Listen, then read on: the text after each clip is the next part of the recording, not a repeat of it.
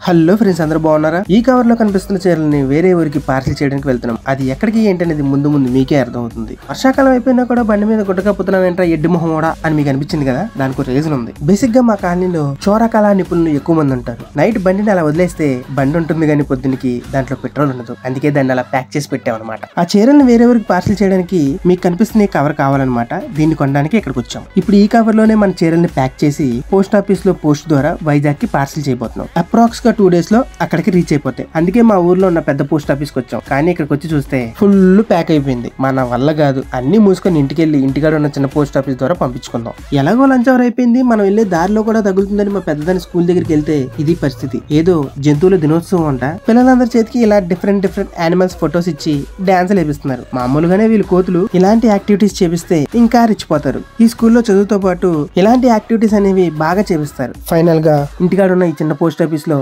శారీస్ ని వైజాగ్ కి పార్సిల్ చేసేసాం. మీరు కూడా ఛానల్ ని సబ్స్క్రైబ్ చేసేయండి.